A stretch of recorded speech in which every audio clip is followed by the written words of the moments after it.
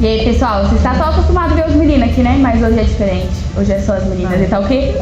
Tá dominado, tá tudo dominado.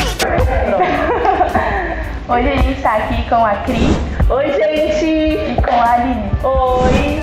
Hoje o nosso tema vai ser bem diferenciado, uma polêmica que tá aí todo mundo falando. O nosso tema é sobre a vida, pessoal. Terça-feira, dia 29, foi aprovado pelo governo o aborto, em alguns casos. Mas a Igreja Católica, a gente, para deixar bem claro, em todos os casos nós somos contra. Um aborto é um sacrifício no altar de Satanás. Todo cristão que se preze tem que ser a favor da vida. Bom, pela Igreja Católica, o aborto é um assunto muito sério e muito falado, principalmente no meio dos jovens. Porque hoje em dia, infelizmente, a gravidez precoce, a gravidez na adolescência é muito comum, digamos assim, pela sociedade. Mas é um caso que a Igreja passa para todas as pessoas, para todas as mulheres, que não pode ser um assunto comum, não pode ser um assunto, digamos, normal, não pode ser um assunto que, a menina está grávida, é normal hoje em dia. Não, nós temos que ser a favor da vida e temos que, nós como cristãos, temos que dizer sim em todos os casos, em todas as ocasiões. E o aborto, infelizmente, como a Ami falou, é um sacrifício no altar de Satanás, né? Para quem não sabe, muitos casos de aborto, as pessoas usam os abortos, né, para fazer rituais satânicos. Infelizmente, isso tem sido frequente. Isso, se você pegar para estudar realmente o fundamento do aborto, existem muitos relatos na internet de pessoas que faziam esses rituais satânicos dentro de clínicas abortistas e hoje se converteram, entenderam o que é e relatam como que funciona, o que acontecia lá dentro. É muito interessante, quem se interessar e quiser ver, dá uma procurada na internet, tem bastante conteúdo interessante sobre, até para melhor entendimento. Para nós dizermos sim à vida, nós temos que conhecer, tá? Você só ama aquilo que você conhece. Lógico, você não vai amar um livro que você não leu, você não vai amar uma comida que você nunca comeu. Então, para a gente falar de um assunto, nós temos que ter uma base, um conhecimento. E a base que a gente usou, primeiramente, o Catecismo da Igreja Católica, segundo, a Santa Palavra de Deus, que é a Bíblia, e terceiro, as leis que Deus nos deu. Primeiro mandamento da lei de Deus, amar a Deus sobre todas as coisas e ao próximo como a ti mesmo. E implica também no quinto mandamento, não matarás. Uma gravidez, ela é consequência de um ato de dois seres, que normalmente fazem com consciência. E depois que fazem, com tantos métodos contraceptivos, eles escolhem fazer sem proteção alguma, correndo risco tanto de uma doença sexualmente transmissível, quanto de uma gravidez indesejada. Porém, quando você se assume o risco, você não assume o risco, você sabe que você pode pegar, você pode engravidar. Aí depois vem com essa, vou abortar porque senão meu filho vai sofrer no mundo. Meu, fecha a perna, velho. Sério, fecha a perna que é melhor. Existem sei lá quantos milhões de métodos contraceptivos. Aline, mas não são 100%. Não faz. Pronto, viva sua castidade. Se preserve para quem você realmente deve se entregar, para quem realmente é para você, para quem realmente vai te valorizar. É muito fácil uma noite de prazer, depois, eu vou tirar porque o pai não quer assumir. E você? Só porque o pai não quer assumir? Mas por que culpa tanto a mulher? Porque é ela que carrega. É ela que tem mais opções de métodos contraceptivos. E a escolha é dela. Se ela falar que não vai fazer, ela não vai fazer. Tem grandes polêmicas que falam que tem o caso do... Gente, tem o caso do estupro.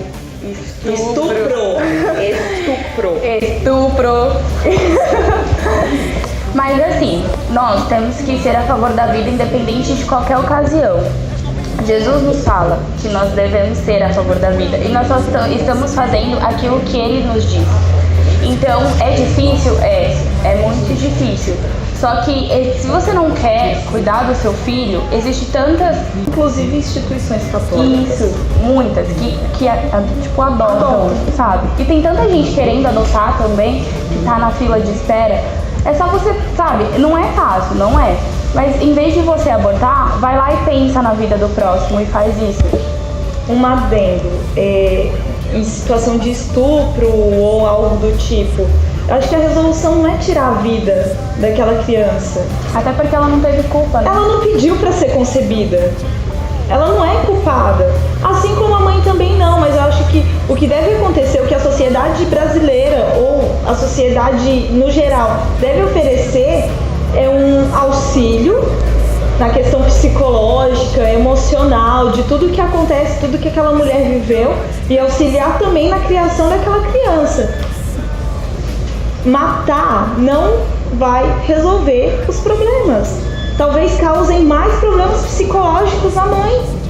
Eu acredito que seria muito mais eficaz, né, conversando aqui nós três com o pessoal, seria muito mais eficaz como a Ani falou, um auxílio para essa mulher, um auxílio psicológico, um acolhimento, um apoio, do que realmente ser muito mais fácil de tirar. Vamos tirar o problema. O problema é a criança. Não, o problema não é a criança. O problema é o caráter de cada um. É o caráter das pessoas no mundo, né? É o caráter de tantas pessoas ruins que vai falar, eu vou fazer mal para aquela mulher, eu vou estuprar, vou ter um relacionamento com ela à força. Infelizmente acontece, né, de uma vida ser concebida, e aí é muito mais fácil a sociedade, é muito mais fácil pro governo falar, vamos tirar, vamos abortar essa criança porque gera dinheiro, do que falar, do que apoiar. Não, vamos dar um apoio, vamos dar um apoio psicológico para essa mulher. É muito mais lucrativo para o governo, é muito mais lucrativo para os políticos fazerem isso do que dar o apoio para aquela que precisa. E de acordo com os estudos, vários estudos que cientistas, do que médicos fazem, uma mulher que é estuprada, ela tem muito mais, uma mulher que é estuprada, uma mulher que tem essa consequência de aborto, ela sofre muito mais durante e depois com o problema dela abortar o filho dela, do que ela tendo a criança e, sei lá, dando para adoção ou dando para uma família que realmente queira cuidar. Então, nós temos que ser mais humanos, ser mais homem, ser mais mulher e falar, pô, eu vou assumir essa responsabilidade, porque se Deus me confiou é porque eu sou capaz. Então nós temos que ter isso no coração, isso no pensamento, e começar a olhar esse assunto com mais seriedade. Porque infelizmente as pessoas deixam, é um assunto chato, é um assunto tá ficando chato, tá todo mundo falando. Pô, mas a gente tem que assumir essa responsabilidade. O Papa Francisco disse que nós como jovens, nós como seres humanos, nós temos que lutar contra aquilo que vai ao coração de Deus, ao coração de Nossa Senhora. Pensemos como essa situação tá fazendo mal para as pessoas, mal para uma geração inteira. Uma outra coisa que eu tenho escutado bastante é que é melhor que se faça um aborto do que a criança sofrer, passar fome ou algo do tipo. Aí eu pergunto, a resolução da fome na África é abortar. Vamos tirar a vida, então, cara, vamos começar a matar aqui o irmãozinho do lado, porque é ele que come, ele também come. Sofrimento, cara, todo mundo vai ter alguma vez na vida. Que monótono e chato seria se a vida fosse completamente toda perfeita, se não tivesse os desafios, se não tivesse os obstáculos para você passar. O que estão dizendo por aí é que até o 3º mês é um amontoado de células. No primeiro mês que se forma o coração, se forma muitas partes do bebê. Até o 3º mês o bebê já está completamente formado. Então não é só um amontoado de células, é vida. A partir do momento que houve a fecundação, é vida. Assim como a sua, como a minha, não deixa de ser vida. Eu só tenho alguns poucos, bastante, mais de anos vividos. Mas a partir do momento que há fecundação, é uma vida. Uma coisa que eu vi na internet muito legal: qual a diferença entre um homicídio e um aborto? A diferença é o momento da execução e quando ele é feito. Eu não sei se vocês pararam pra ver como que é feito um aborto, mas é extremamente horrível. Primeiro a mulher fica numa sala e eles vão tirando parte a parte da criança. Existem algumas formas, tem esse com queimar. Então, mas o que a gente mais costuma entender, costuma ver, né? Eles tiram primeiro várias partes das crianças. Primeiro eles tiram a perninha, a mãozinha, o bracinho, a perninha. E aí cada parte do corpo é denominado com um número. Número 1, número 2, número 3, número 4 e assim por diante. E quando sobra somente a cabeça, eles têm que primeiro destronchar a cabeça com tipo um garfo. Um garfo não, uma faca. Eles destroncham e depois... tesoura, né? É tipo uma tesoura. E depois queimam com sal, com alguma coisa que eles colocam pra tirar tudo. Eu fico pensando no sofrimento da criança, porque é uma vida, ela sente, ela tem coisas, né? Acho que o maior exemplo de mulher que temos é Maria, que entre seus 15 e 17 anos engravidou, uma gestação sem haver um ato sexual, quando ela estava noiva de um outro cara, ela engravida sem ser dele. E naquela época tudo era muito julgado, mulheres eram apedrejadas por coisas do tipo. E mesmo assim ela insistiu em botar no mundo o Filho de Deus, que é a nossa salvação. Imagina se ela tivesse abortado, gente. Como é que seria hoje, entende? Talvez para ela fosse, na visão de muitos, fosse mais fácil abortar. E Jesus tinha apenas 3 meses no ventre de Maria quando fez João Batista, filho de Isabel, estremecer no ventre dela, com apenas 3 meses, menos de 3 meses. Então é uma vida, né? Por mais que pensemos que não é, mas é sim. Então digamos sim a vida para todos os lados. Tá. Então, para encerrar, nós vamos ler uma carta de um amigo que é muito interessante, que fala sobre o assunto. Uma menina de 15 a 17 anos, noiva de um rapaz, fica grávida e o filho dela não é de seu noivo. Ela é virgem, uma gravidez recente, perigo do noivo expulsá-la de casa, podendo ser apedrejada, ser esquecida pela sociedade. Imagine como essa criança cresceria, sem dignidade, sem o futuro. E os traumas? Motivos não faltavam para ela abortar essa criança.